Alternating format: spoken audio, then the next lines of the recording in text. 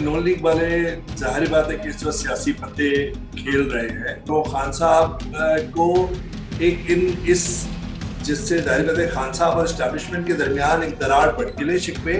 वो जनरल बाजवा के साथ काफी गिले शिकवे थे इमरान खान साहब और उनके कैंप में, नून लीग के कैंप से और पीडीएम के कैंप से ये बातें लीक हुई हैं। खान साहब के पास ये द्रुप का पत्ता है और खान साहब उसको इस्तेमाल करने के लिए आखिरी हद तक सारे अपने हरबे इस्तेमाल करना चाहते हैं। जी बिस्मिल्लाहिर्रहमानिर्रहीम, अस्सलाम वालेकुम। सियासत.पी की आप देख रहे हैं। जमाल अहमद आपके साथ हूं और इस वक्त मेरे साथ मौजूद है पाकिस्तान के प्रोमिनेंट जर्नलिस्ट, सीनियर सत्याकार हैं, सहाफ़ी हैं अवैस तौहीद साहब। सर, बहुत शुक्रिया आपका वक्त देने के लिए। I hope you good. Sir, सबसे पहले तो खान साहब का एक इंटरव्यू आया है कामरान खान के साथ। इंटरव्यू के कॉन्टेक्स्ट पर बात करने से पहले उस इंटरव्यू का ऑनर होना और पूरे का पूरा चलना कितना इंपॉर्टेंट है इस सारे सिनेरियो में? जाहिर बात है कि खान साहब की जो तकारीर थी उस पर पाबंदी लगी हुई थी। उसके बाद कोर्ट से उन्हें इजाजत मिली। उनके जलसों की जिस तरह लाइव कवरेजेस पहले हो रही थी वो नहीं हुई।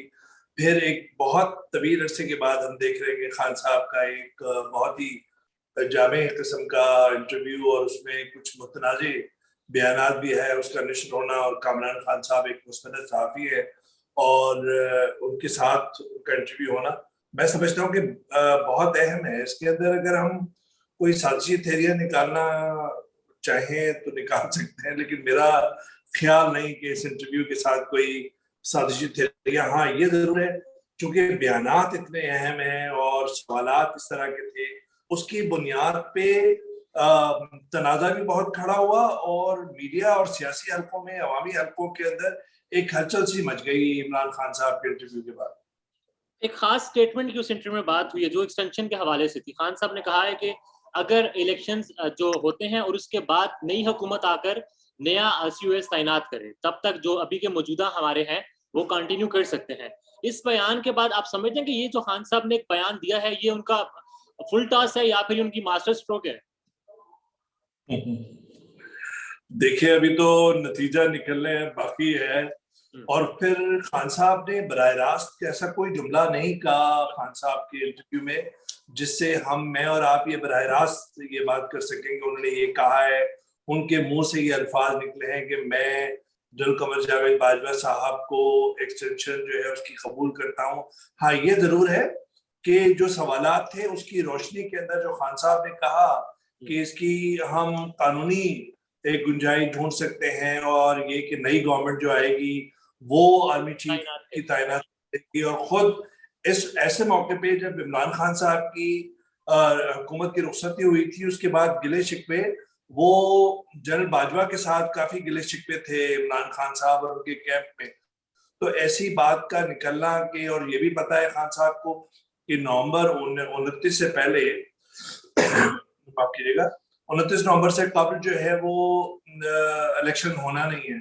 तो इससे जाहिर बात है कि खान साहब ने दो चीजें कबूल की उस से अगर हम अखज करना चाहें। उन्होंने बराह रास्त तो ये बात नहीं की। एक तो ये कि उनको उसके बाद इलेक्शन मंजूर है, दूसरा ये कि इलेक्शन तक जो है आर्मी चीफ जो है उनकी तैनाती दूसरी हुकूमत करे, ये उस वक्त तक कंटिन्यू करे। और जिसको फवाद चौधरी साहब ने आगे जाके उसकी तशरीह भी की। तो उस बयान से सिर्फ ये नहीं है कमाल के मीडिया के अंदर वो तनाजा खड़ा हुआ, खुद उनकी पार्टी के अंदर भी मेरे ख्याल में दो, एक शीरी मजारी साहिबा है जिन्होंने एक मुस्तरद सहाफी जो है कामरान खान साहब उनको तनकीद का निशाना बनाया कि उनके मुंह में अल्फाज डाल रहे थे। दूसरी जानिब फवाद चौधरी साहब उसको ऑन कर रहे हैं और उसकी तशरीह कर रहे हैं प्राइम टाइम शोज के अंदर कि नहीं, ये एक अमली तौर पर एक फार्मूला दिया है खान साहब ने। लेकिन खान साहब ने कल जब सहाफियों ने मिले हैं तो उसमें उन्होंने बराह रास्त उसको तरदीद की है कि मैंने ऐसा नहीं कहा। और साथ में उन्होंने ये कहा है कि सितंबर के अंदर जो है मैं एक कॉल दे सकता हूँ आज की। तो उन्होंने उस अपने वोट बैंक को डेंट होने से बचा लिया, अपने वोट बैंक के अंदर कि कहीं उसके अंदर कोई डेंट पड़े, उससे अपने से बचा लिया। अब उनके साथी हैं फवाद चौधरी साहब, वो इस फार्मूले को आगे लेके चल रहे हैं। लेकिन मुझे ऐसा लगता है कि खान साहब की तरदीद के बाद और उससे कब इस फार्मूले में कोई मुझे बहुत ज्यादा जान नजर नहीं आती। अच्छा, अब सर, बदकिस्मती कहें या खुशकिस्मती कहें, हमारे मुल्क की इस वक्त जो सियासत है वो नवंबर के इर्द गिर्द ही घूम रही है। मुबशर जैदी साहब ने एक प्रोग्राम में कहा है कि नवाज लीग ये चाहती है कि वो जो हमारे करंट है सीओएस उनको एक्सटेंशन दे दे 6 महीने की या साल की। तो आपके पास कुछ इतलात हैं इस हवाले से? देखिए, सियासी हलकों में या जो इस तरह के हलके हैं उसमें दो तीन बातें हैं। और जनरल बाजवा साहब की एक्सटेंशन के लिए काफी अप्रैल के अंदर ही DGISPR जनरल इफ्तिखार बाबर साहब ने इसकी कहा था कि ना वो चाहते हैं, और अगर उन्हें कोई पेशकश भी करेगा तो वो उसे मुस्तरद करेंगे। तो अगर हम अगर on the face of it ले तो जो एक लेजिटिमेट इदारा है ISPR, उसकी तरफ से एक बात आ गई कि एक्सटेंशन नहीं होगा। लेकिन सियासी हलकों में ये बात जरूर है कि ये जो मखलूत कमजोर हुकूमत है, शहबाज शरीफ या शरीफ बरदरान की जरदारी इन कंपनी उसमें शामिल है, मौलाना रहमान साहब शामिल है, वो ये समझते हैं कि जी इस्टेब्लिशमेंट के साथ उनका आगे भी एक बेहतर ताल्लुक हो सकता है। तो सियासी हलकों में इस तरह की चहमगोइयां थी, लेकिन खान साहब ने अपने इस बयान से एक सियासी शोशा, अगर मैं इसका लफ्ज इस्तेमाल करना चाहूँ, जो मेरे ख्याल में बहुत करीब तरीन नहीं है, तो वो जो सियासी एक जुमला छोड़ा है उससे बहस एक छिड़ गई है। और मुझे मुझे लगता है दो बातें इस तरह की थी सियासी हलकों में। एक एक्सटेंशन की थी जिसकी जाहिर बात है कि आपने चर्चा भी किया इस बात का। दूसरा एक है कि कहीं खान साहब के कैंप के अंदर इस तरह की फील है कि जो 6 जर्नल्स हैं, लेफ्टिनेंट जनरल, वो सारे प्रोफेशनल हैं, सारे कॉम्पिटेंट हैं, कोई भी कमान संभाल सकता है, सब ने एक लंबे अरसे तक फौज के अंदर सर्विसेज की हैं, कौम की खिदमत की है। लेकिन खान साहब के कैंप में कुछ इस तरह का है कि कोई ऐसे साहब ना आ जाए जो जिनके साथ माजी में कोई बहुत अच्छी तारीख भी नहीं रही। तो वो जो इशारे किनारे में जो एक फील होती है, एहसास होता है आपको उस कैंप में, तो उसकी वजह से एक शायद ये एक्सटेंशन की जो जुमले का जो ऐसा बात ही थी। लगता है, ऐसा ऐसा जैसा आपने कहा खान साहब के कैंप में, ऐसा ही नून लीग के कैंप में भी लगता है, क्योंकि ख्वाजा आसिफ साहब ने भी एक स्टेटमेंट दी थी। जी, वो तो जाहिर बात है नॉन लीग वाले, जाहिर बात है कि इस वक्त सियासी पत्ते खेल रहे हैं, ओके। और सियासी पत्ते खेल रहे हैं, और वो खान साहब को एक इस जिससे जाहिर बात है खान साहब और एस्टेब्लिशमेंट के दरमियान एक दरार पड़ी। 3.5 या 10 साल तक इंतजार किया PDM की जो जमातें हैं, पीपल्स पार्टी और नून लीग ने, कि एस्टेब्लिशमेंट और इमरान खान साहब की जो साझेदारी है, ये जो पार्टनरशिप है, क्या ये 2028 तक तो नहीं चली जाएगी। और इसी वजह से वो दरार जब हमने देखा कि गुज़िश्ता साल अक्टूबर के अंदर जब DGISI की सरबराही की तैनाती का मामला हुआ और उसमें ताखीर हुई, एक तनाज़ा खड़ा हुआ, और उसके बाद लगा कि वो दरार कहीं है या एक खलीज आ गई है खान साहब की हुकूमत और एस्टेब्लिशमेंट के दरमियान। और उसी का फायदा उठाते हुए नून लीग और पाकिस्तान पीपल्स पार्टी ने, इन सब ने उस एस्टेब्लिशमेंट और खान साहब के दरमियान जो इख्तलाफात थे, अधूरियां थी या नाराजगियां थी, गिले शिकवे थे, उनको मजीद गहरा करने की कोशिश रही है। तो अब लगता यही है कि जो ख्वाजा आसिफ साहब का बयान है वो भी उसी सिमत के अंदर है। जो सियासी हलकों के अंदर से जो बातें लीक हो रही हैं, चाहे वो जावेद लतीफ साहब के मुंह से हो या कहीं और से हो, वो भी इस बात की निशानदेही कर रहे हैं कि वो खान साहब और एस्टेब्लिशमेंट के दरमियान कोई ऐसा रास्ता नहीं छोड़ना चाहते कि जिसमें कहीं दोबारा कोई कोई रिलेशनशिप की बात या मुफाहमत की बात हो सके। और उधर खान साहब की भी यही कोशिश है कि जल्द से जल्द इलेक्शन हो, वही चाहते हैं। लेकिन मुझे ये लगता है, अगेन मुझे ये लगता है कि खान साहब एक पॉपुलर लीडर है, एक एक कैरिस्मेटिक लीडर है, क्राउड पुलर है, एक बड़े बड़े इज्तिमा एहतजाज के जलसों की ताकत है उन्हें। लेकिन उसके बावजूद मुझे ऐसा लगता है कि ये हुकूमत अपना मुकर्रर वक्त पूरा करेगी, और एस्टेब्लिशमेंट भी इस हुकूमत के हमें कहीं ना कहीं साथ ही नजर आएगी। खान साहब जो चाह रहे हैं, और जो कल भी उन्होंने बरकरार रहेगी मुकर्रर वक्त तक। जी, एस्टेब्लिशमेंट जो अभी मौजूदा है यही बरकरार रहेगी गवर्नमेंट का जब तक टाइम पूरा नहीं होता तब तक। देखिए, ये सवाल अगेन मुझे ऐसा लगता है कि एस्टैब्लिशमेंट नई हो या पुरानी हो, ये खिलाफात जो हैं खान साहब उनकी तहरीक इंसाफ के ये एस्टेब्लिशमेंट के दरमियान वो गहरे हुए हैं। खान साहब के कैंप के अंदर एक ऐसी फील थी, एक ऐसा एहसास था कि उनके इख्तलाफात इंस्टीट्यूशन के साथ नहीं है, इदारे के साथ नहीं है, बल्कि शख्सियात के साथ। जहाँ राय है वो एक नाकिस हिस्सा था, एक पॉलिटी लेंस था देखने का। ये कुछ अफराद की आंखों से देख रहे थे उस इदारे की मैकेनिज्म को, नुआंसेस को। मुझे लगता है कि इदारा डिसिप्लिन है, इदारे के अंदर एक डेप्थ है, और वो इनफरादी या शख्सी बुनियादों पर इख्तलाफात से इतना बड़ा कोई गेम प्लान नहीं कर सकते। ये लगता यूं है कि खान साहब की जो जाराना पोस्टरिंग थी और फिर उसके बाद एक मुबैना सोशल मीडिया पे कैंपेन थी जिसका ताल्लुक जिसके इशारे तहरीक इंसाफ की सोशल मीडिया के लोगों पे जा रहे थे, जिसका उन्होंने तो नहीं हुआ था वैसा कि वो तहरीक इंसाफ के ही लोग हैं जो लसबेला हादसे में, अगर आप ताल्लुकी का इजहार किया तहरीक इंसाफ ने, लेकिन जो इशारे जा रहे थे वो उस तरफ हो रहे थे, वो आप देख लें। फिर उसके बाद ये फैसलाबाद के अंदर एक मुतनाज़ बयान आया, उससे पहले शहबाज गिल साहब का एक इंटरव्यू हुआ।